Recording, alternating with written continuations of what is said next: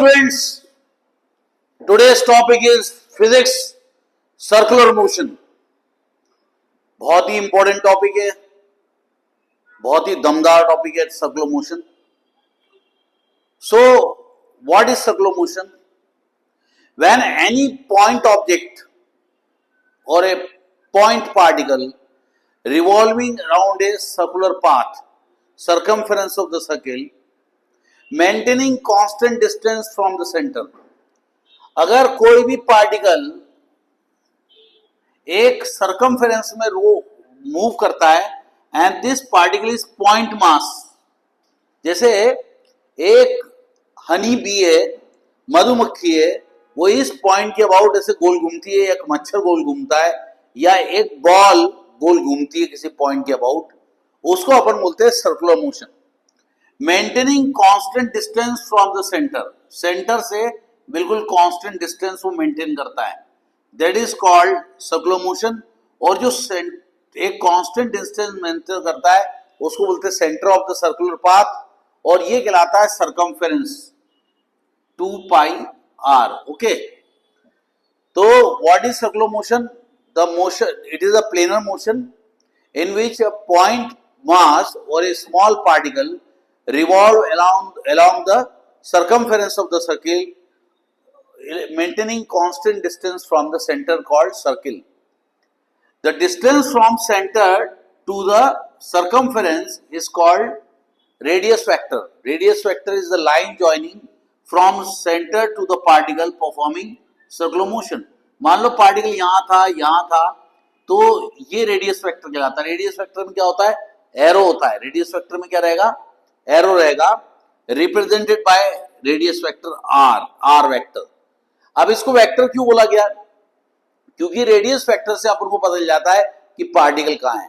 अगर मैं एक सर्कुलर मोशन दिखा रहा हूं आपको, अगर मैं ऐसे कर रहा हूं तो आपको समझ में नहीं आएगा. अगर मैं ऐसे कर दूंगा समझ में आएगा पार्टिकल यहाँ है, पार्टिकल यहाँ है, पार्टिकल यहाँ है, पार्टिकल यहाँ है.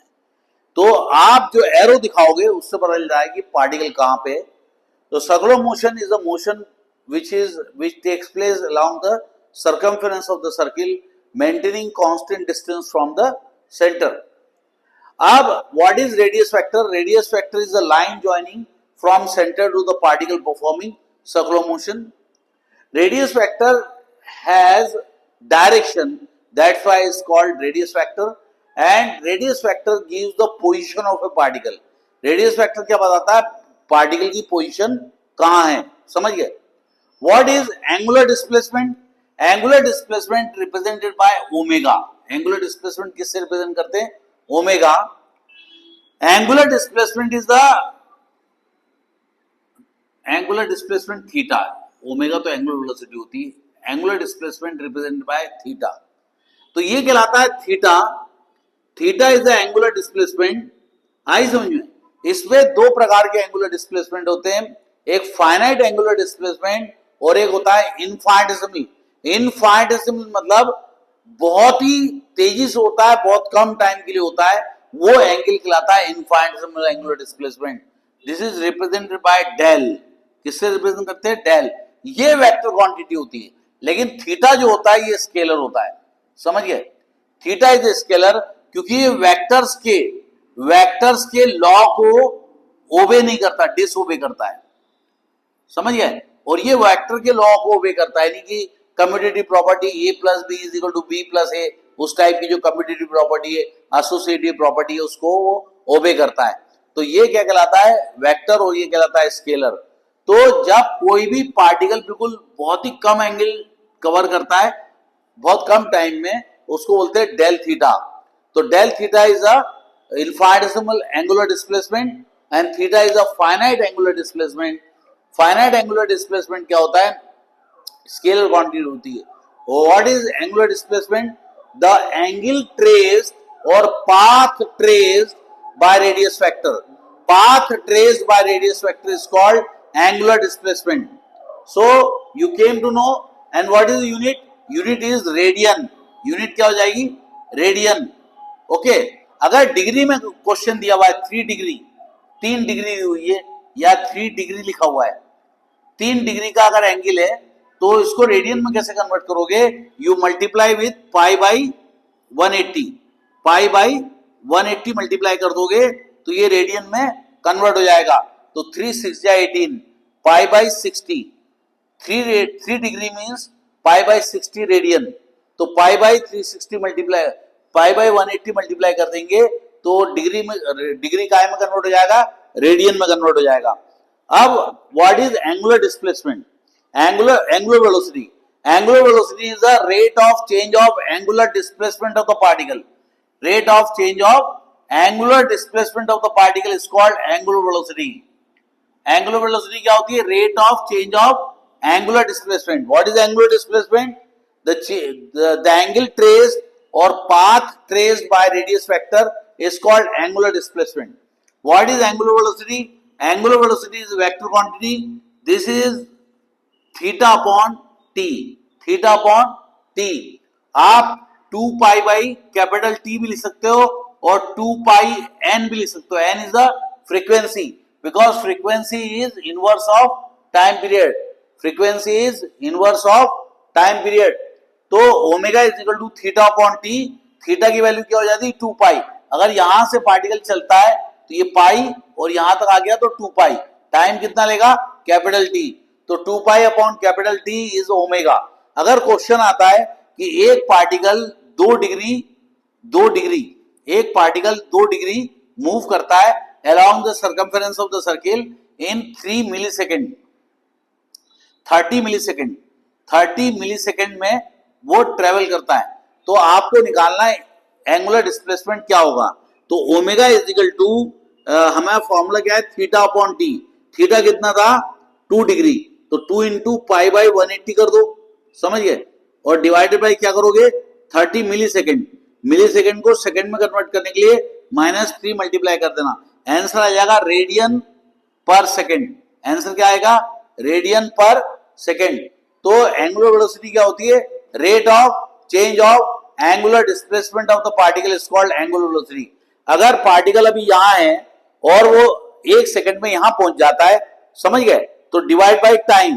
तो ये जो स्पीड है, हाँ मेरे आर्म की, ये आर्म की स्पीड ओमेगा है, समझ गए? अगर ये स्लो है तो हम बोलेंगे ओमेगा कम है, अगर ये फास्ट है तो ओमेगा ज्यादा है। अगर आपको लीनियर वेलोसिटी और एंगुलर वेलोसिटी को समझना है तो आप देखो, when you see this marker, अगर ये मार्कर की स्पीड आप देख रहे हो, मार्कर की स्पीड देख रहे हो या मेरे कड़े की स्पीड देख रहे हो, तो इसको बोलते हैं लीनियर वेलोसिटी। लेकिन when you see the speed of कड़ा with respect to centre, when you see the speed of ring with respect to centre और speed of this with respect to centre, उसको अपन बोलते हैं ओमेगा। तो when any particle moves along the circumference of the circle with respect to O, यानी about centre बोलेंगे तो वो ओमेगा कहलाता है। और अगर पूछेंगे what is the speed of this particle, that is called v, linear velocity. What is linear velocity? Rate of change of displacement of the particle, that is called d upon t या s upon t, जो भी ये formula use कर सकते हो, ये कहलाती है वेलोसिटी। लेकिन अगर मान लो कोई चीज बहुत ही कम टाइम के लिए देख रहे हैं हम लोग, अगर कोई ऑब्जेक्ट जो है वो बहुत ही कम टाइम के लिए 3 मिलीसेकंड, 5 मिलीसेकंड, 1 सेकंड, 2 सेकंड, तो बहुत ही कम टाइम के लिए देख रहे हो, तो वो कहलाता है इनफाइनिटेसिमल एंगुलर डिस्प्लेसमेंट। तो v इज इक्वल टू जाता है limit del t tends to 0, यानी कि जो टाइम में चेंज हुआ वो ना के बराबर है। डेल टी टेंड्स टू 0 वो हो जाएगा del s upon del t. This is called linear velocity. और एंगुलर वेलोसिटी का फॉर्मूला क्या होगा? Omega is equal to limit for infinitesimal change, limit del t tends to 0 del theta upon del t, del theta upon del t. ये omega का formula है और ये velocity का फॉर्मूला है। This is called instantaneous velocity और infinitesimally very slow less velocity. यहाँ पे इनफाइनिटेसिमली चेंज होता है ना के बराबर। तो ये है आपका formula. v is equal to omega r वाला डेरिवेशन अब निकालेंगे हम लोग। v is equal to omega r, जो सीबीएसई बोर्ड में है वो तो बहुत ही इजी है, तो कोई टेंशन नहीं है। लेकिन मैं तुम्हें थोड़ा कॉम्प्लिकेटेड वाला करवाता हूं, वैसे इजी भी करवा सकते हैं, कोई प्रॉब्लम नहीं। देखो इजी वाला ही कर लेते हैं अपन। देखो होता क्या है, v is equal to omega r. Formula क्या है? v is equal to omega r. समझ गए? ये हमारा relation between linear velocity and angular velocity का रिलेशन है। इसके ऊपर न्यूमेरिकल्स आते हैं। देखो ओमेगा के ऊपर पहले न्यूमेरिकल्स करते हैं हम लोग। मान लो एक घड़ी है, वॉल क्लॉक है, उसके अंदर एक जो है वो आवर आर्म है, एक मिनट आर्म है। समझिए? ये मिनट आर्म है और ये आपकी सेकंड आर्म है। समझिए? जो सेकंड दिखाती है। सो सेकंड आर्म की लेंथ जो है वो 10 सेंटीमीटर है। समझ गए? और आवर आर्म की लेंथ 2 सेंटीमीटर है और इसकी आर्म जो है 8 सेंटीमीटर है।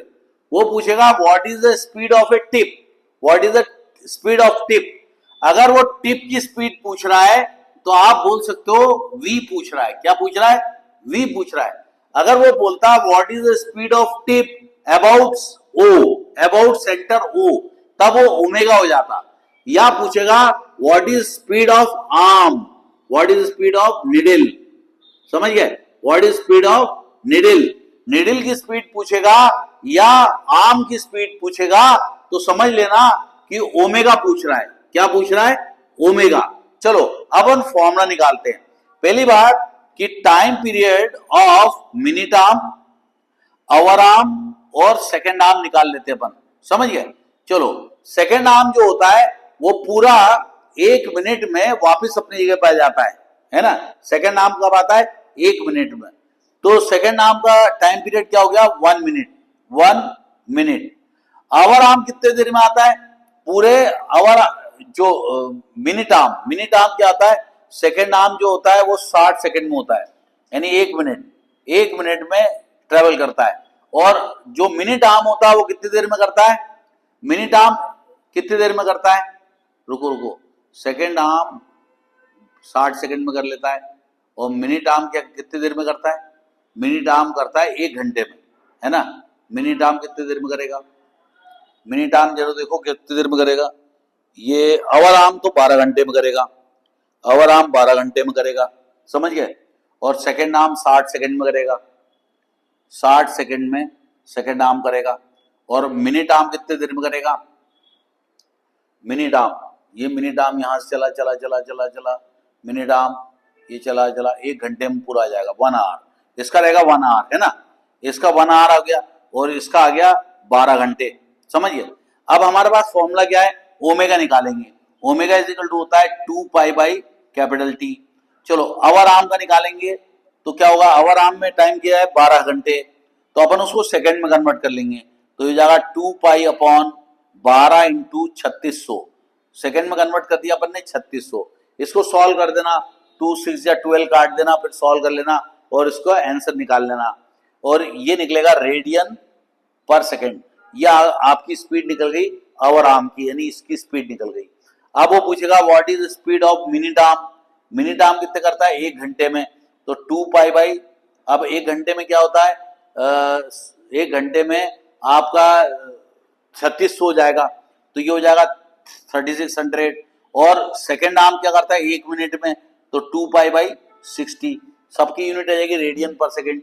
बाद में सबकी लेंथ दी हुई है, देखो सेंटीमीटर को मीटर में कन्वर्ट करने के लिए 8 इंटू 10⁻⁻2 करोगे तो ये मीटर में आ जाएगा। 2 इंटू 10⁻⁻2 करोगे तो ये मीटर में आ जाएगा। 10 इंटू 10⁻⁻2 करोगे तो ये मीटर में कन्वर्ट हो जाएगा। अब आपको करना क्या है? v is equal to omega r formula use करना है। तो टिप ऑफ द आर्म पूछा है तो आप ये जो ओमेगा की वैल्यू निकालोगे यहाँ पुट कर देना और आर की वैल्यू यहाँ पुट कर देना, आपकी वेलोसिटी निकल आएगी। कई बार तो रेशियो पूछ लेते हैं, सिंपल है, दोनों को डिवाइड कर देना, आंसर आ जाएगा। तो सर्कुलर मोशन आपको इतना पोर्शन समझ में आ गया होगा। अगली क्लास में अपन और डिटेल में पढ़ेंगे और लीनियर वेलोसिटी एंगुलर वेलोसिटी का रिलेशन पूछते हैं। अगर नहीं आता है तो आप मैसेज डालो मेरे उसमें, मैं आपको समझाऊंगा। तो सर्कुलर मोशन एक प्लेनर मोशन होता है जिसमें पार्टिकल गोल घूमता है। अब पूछते हैं what is uniform circular motion. Uniform circular motion क्या होता है? जिसमें पार्टिकल की जो लीनियर जो स्पीड है वो कांस्टेंट रहेगी, वेलोसिटी कांस्टेंट नहीं हो सकती, क्योंकि जो पार्टिकल गोल घूमता है, देखो वर्टिकल सर्कुलर मोशन तो हमेशा non accelerate, vertical circular motion तो कभी यूनिफॉर्म हो ही नहीं सकता। हॉरिजॉन्टल सर्कुलर मोशन यूनिफॉर्म होता है। तो ये हॉरिजॉन्टल सर्कुलर मोशन है और ये आपका रेडियस वेक्टर है, समझ गए। तो ये क्या करेगा, बराबर उतने ही टाइम में बराबर एंगल बनाएगा, ये समझ गए, ये बराबर उतने ही टाइम में एंगल बनाएगा। जैसे मान लो 1 सेकंड में 20 डिग्री जा रहा है तो अगले 1 सेकंड में भी 20 डिग्री जाएगा, यानी ओमेगा क्या रहेगा, कांस्टेंट रहेगा। ओमेगा क्या रहेगा, कांस्टेंट रहेगा। और इसकी स्पीड भी कांस्टेंट रहेगी। स्पीड मतलब अगर मान लो 20 मीटर पर सेकंड है तो 20 मीटर पर सेकंड कांस्टेंट रहेगी, लेकिन लीनियर वेलोसिटी हर डायरेक्शन में चेंज होगी। देखो यहाँ पे अगर ये एंटी क्लॉकवाइज घूम रहा है तो हर पॉइंट पे इसका डायरेक्शन चेंज हो रहा है। If the velocity changes its direction we can say the velocity changes. तो आप uniform circular motion is a motion in which particle moving along the circumference of the circle with constant speed and constant angular velocity। अब angular velocity constant क्यों थी, क्योंकि जितना angle वो particular time में travel कर रहा है वो कांस्टेंट है। जैसे 1 सेकंड में 20 डिग्री तो अगले 1 सेकंड में 20 डिग्री जो भी है उसका फिक्स है, इसलिए ओमेगा कांस्टेंट है। और ओमेगा डायरेक्शन कैसे होता है, जैसे अगर ये एंटी क्लॉकवाइज घूम रहा है तो सेंटर से बिल्कुल परपेंडिकुलर बाहर की ओर ओमेगा का डायरेक्शन होता है। और एंगुलर वेलोसिटी जो एंगुलर डिस्प्लेसमेंट है, इनफाइनिटिसिमल एंगुलर डिस्प्लेसमेंट, उसका भी डायरेक्शन वैसे ही होता है। अगर पार्टिकल एंटी क्लॉकवाइज घूमेगा तो ओमेगा का डायरेक्शन और डेल थीटा का डायरेक्शन बिल्कुल सेम होगा, समझ गए। इस तरह से आप पढ़ाई कर सकते हो, आप चीजों को समझ सकते हो। तो what is uniform circular motion? Uniform circular motion is a motion in which a particle perform same set of motion in equal interval of time। यानी कि इक्वल इंटरवल ऑफ टाइम में सेम सेट ऑफ मोशन करता है वो, इसको बोलते हैं uniform circular motion. इसमें स्पीड कांस्टेंट रहती है, उसकी एंगुलर वेलोसिटी कांस्टेंट रहती है, लेकिन लीनियर वेलोसिटी कांस्टेंट नहीं होती क्योंकि हर पॉइंट पे उसका डायरेक्शन चेंज होता है। तो स्टूडेंट्स चैनल को लाइक करो, सब्सक्राइब करो और शेयर करो। Bye bye students, have a nice time, God bless you all।